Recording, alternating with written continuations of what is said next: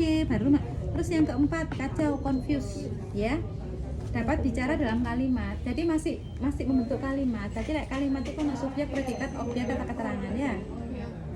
Kok ditanya tempat masih tahu? Maksudnya seurut.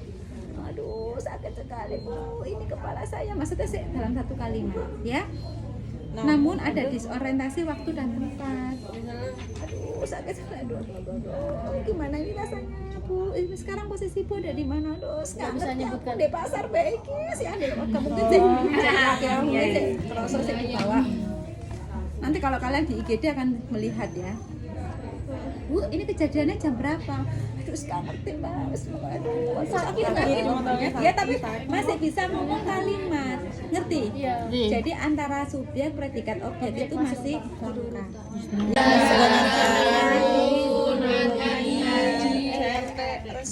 Pernafasan ya, pernafasannya reguler atau irreguler ya. Kadar gula darah. Biasanya kan nanti langsung di lab ya. Kadar gula darahnya bagaimana? Nanti sambil nunggu hasilnya. Terus perhatikan tanda trauma.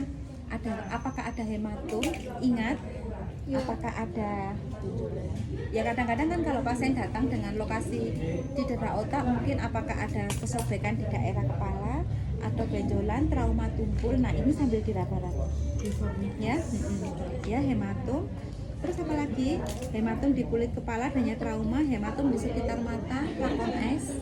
Kayak mengenai sisi duan sampai itu kok ini loh ya, mata panda, ya rakon es, karena dicurigai adanya pendarahan intracerebral, ya di biru, mata panda, rakon es, mata habis Lucinta Luna habis ya memar, keluar darah lewat hidung, lewat mulut, ini hati-hati, berarti yang dicurigai nanti ada pendarahan intracerebral, ya, makanya helman rem. Karena kalau susunan saraf rusak itu sudah seumur hidup.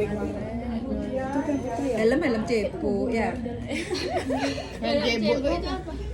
Helm sih kan segini itu. Enggak ada. Helm sepeda. Ya, pendarahan di liang telinga dan hidung.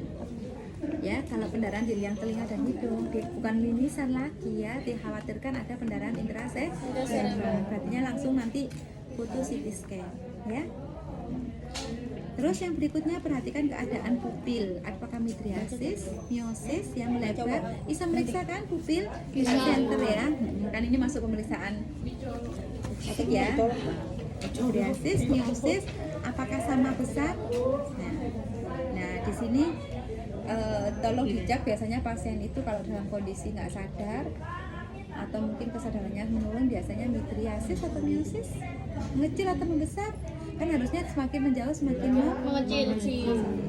Dia itu semakin berubah. Kalau dia tetap ya, atau misalkan tidak menunjukkan tanda-tanda pergerakan ya, itu tadi ya, BCS-nya semakin jelek ya. Perhatikan gerakan bola mata ya, mata boneka doll eyes ya. Misalkan di sini cara meriksanya, kelopak mata dibuka ya, mata ini coba dilihat ya, kepala diputar ke samping. Ini harusnya apa? Coba dilihat sini.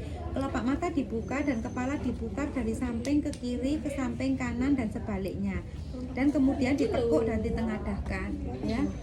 Jadi kalau ngari Bali loh, Rek ya. Melek. Ya. Positif ya. Bila pada pemutaran kepala ke kanan, mata berdeviasi ke kiri. Lek nang kanan itu tengen ya.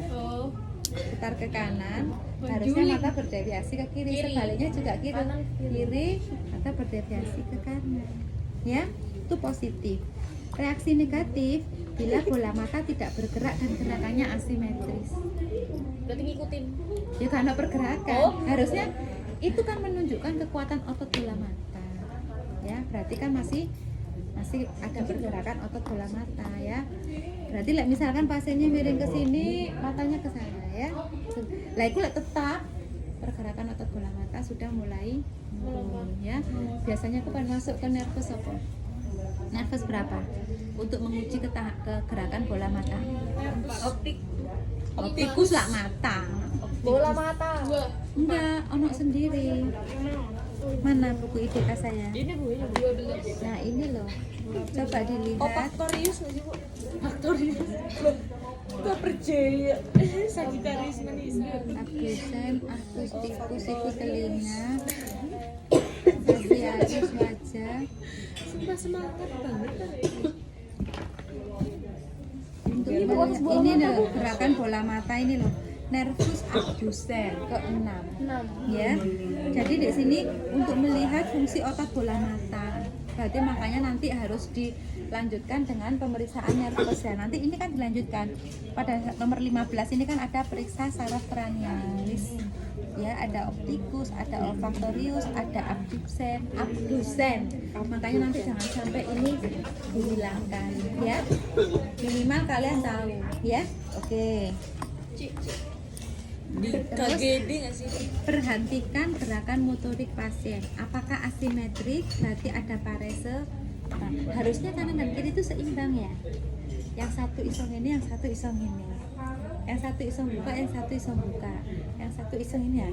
Lala iki iso iki lemes kan tidak seimbang, asimetris. Yang satu bisa, yang satu melokalisir. Sakit. Nah, itu kan juga asimetris. Makanya kemungkinan ada paresis ya, pelumpuhan. Ya, itu juga perlu dilihat ya. Gerak mioklonik dapat dijumpai pada ensefalopati metabolik. Dekortikasi ya, dekortikasi itu tadi reaksi fleksi ya. Nah, di sini menandakan adanya lesi ya. Nah, kondisi-kondisi ini akan menyebabkan pergerakan yang tidak wajar. Fleksi, ekstensi itu yang pada pasien dengan BJS tadi ya. Tapi pasiennya nggak sadar tapi kayak gerak apa ya mioklonik kayak pasien kejang gitu ya gitu ya. Nah terus berikutnya di sini rangsang selaput otak meningal sign ya, tanda-tanda apakah pasien itu biasanya pasien dengan meningitis ya. Meningan itu apa sih? Lapisan selaput otak. Kalau misalkan ada peradangan biasanya meningal sign-nya itu bisa kita uji. Di sini salah satunya adalah periksa kaku kuduk. Tidur? Kamu tidur mana? Tidur. Nah, ini harus diperiksa. Coba dibaca. Di sini pemeriksa kaku kuduk ya. Pakai bantal nanti. Kepalanya di sini. Periksa itu selalu di sebelah kanan pasien ya. Lek misalkan kepalamu di sini, saya tak pindah ke sana. Ojo setengah tidur. Nah, lurus. Bu,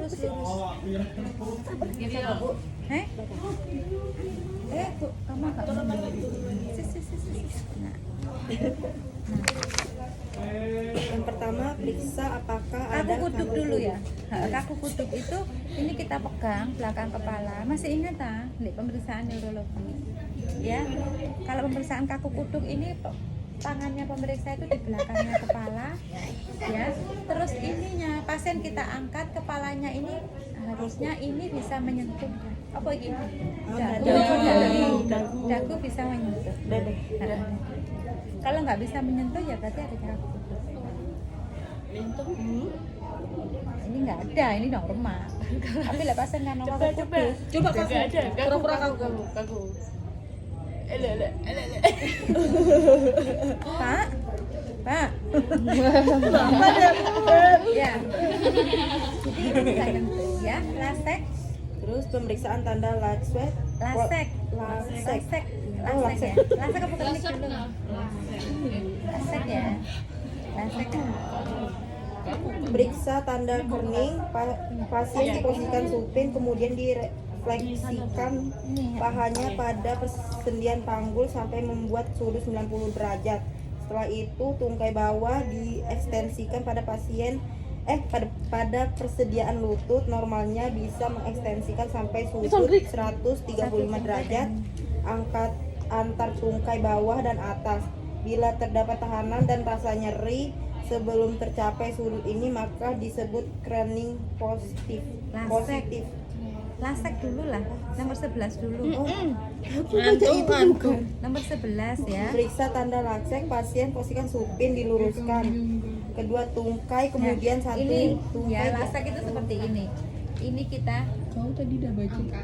Iya, tapi angkat ini. sampai 170 derajat. Kalau dia terasa nyeri, coba dibaca di situ, bacaan lagi. Pada keadaan normal, kita dapat mencapai 70 derajat sebelum timbul rasa sakit dan tahanan. Bila belum, ini bisa, ini misalkan pada saat kita seperti ini kan dia nggak nyeri, nggak ada masalah. Tapi kalau misalkan sih kayak ditekuk, dia wis merasa ada tahanan atau nyeri, berarti itu kok. Ya, sekarang kernik. Periksa tanda kernik, pasien Posisinya tetap diposisikan supin supin, ya. kemudian Supin direfleksikan pahanya pada pronasi supin ya. persendian panggul sampai membuat sudut 90 derajat. Setelah itu tungkai bawah diekstensikan pada persendian lutut. Normalnya bisa mengekstensikan sampai sudut 135 derajat antara tungkai bawah atas. Bila terdapat tahanan dan rasa nyeri sebelum tercapai sudut ini, maka disebut kernik positif. Pasien diposisikan supin, kemudian difleksikan pahanya. Pahanya nih. Difleksikan pahanya pada persendian panggul membuat sudut 90 derajat. Nah, setelah itu tungkai bawah diekstensikan pada persendian lutut. Normalnya bisa mengekstensikan sampai sudut 135, kemudian tungkai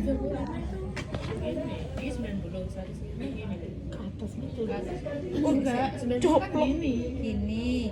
Nah, sebentar. Ini tadi kan awalnya kan diangkat dulu sih ya. Ini kan dulu diangkat 9 sih, ditekuk 90 ya. Terus saya kan sampai 100. Normalnya seperti ini. Ya. Ini kernik. Ya. Hasilnya dikatakan positif, kernik positif bila terdapat tahanan dan rasa nyeri sebelum tercapai sudut 135. Nah, ini kan gini.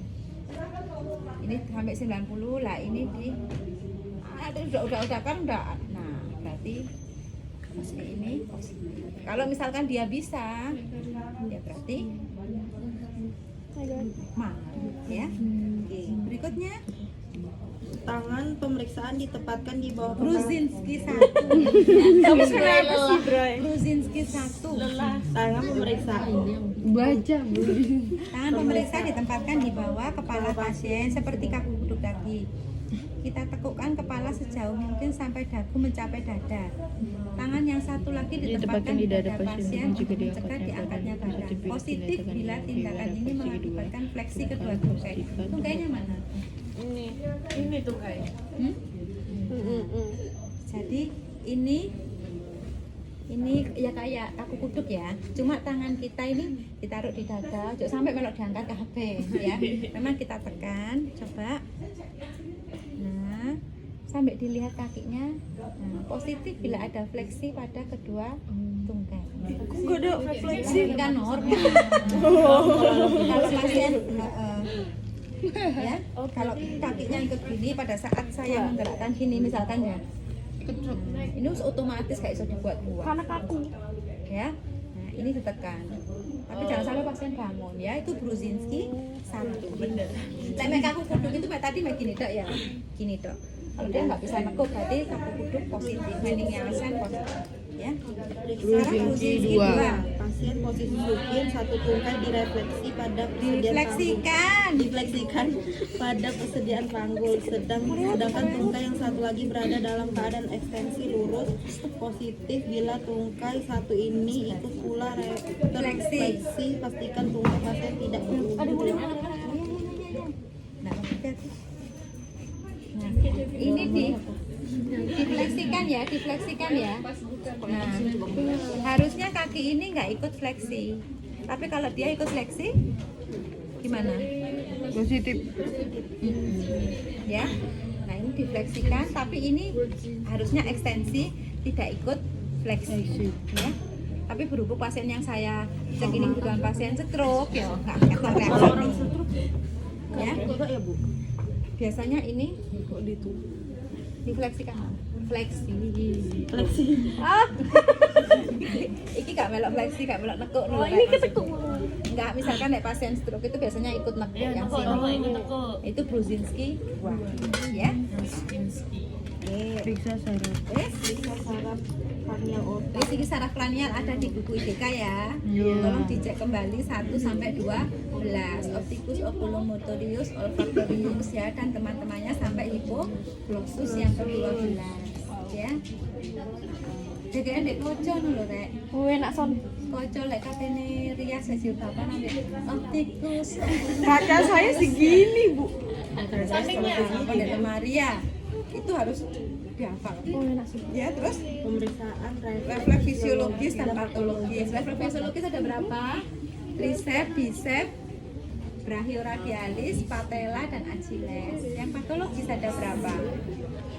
Ya, ada Gordon, Bing, Cadok, wes ya. Baca lagi ya. Ya, Ibu. Ada di sini semua ya. Itu refleks patologis. Apakah ada gangguan bahasa? Ada kesulitan? Ada gangguan apa? Bicara ya. Afasia global, afasia broca, afasia Wernicke. Ya, apakah ada gangguan bahasa atau tidak ya? Terus rapikan sudah. Ini pemeriksaannya tidak detail ya, tapi insya Allah itu yang wajib kita tahu untuk dasarnya ya. Oke, mungkin itu ya. Itu kok hafalannya ya Bu. Iya, paling bono. Ini ini semua. Iya, dosen semua. Jangan, Bu. Ada beberapa masalahnya. Oke, itu kan kadang suka-suka ya yang buat soal ya. Saya juga nggak langsung intervensi, aku ngomong aja. Nggak mesti dibuat soal ditempel. Lakukan pemeriksaan fisiologis, 3 pemeriksaan fisiologis dan 2 patologis. Dan lakukan prom aktif. Easy peasy, wis. Kalau ada buku. Siap-siap. Kita harus endokrin otak kita agar easy peasy bener. Kan ada tempelan di kocok ya. Memang saraf itu banyak pemeriksaannya. Kocok nangis dulu.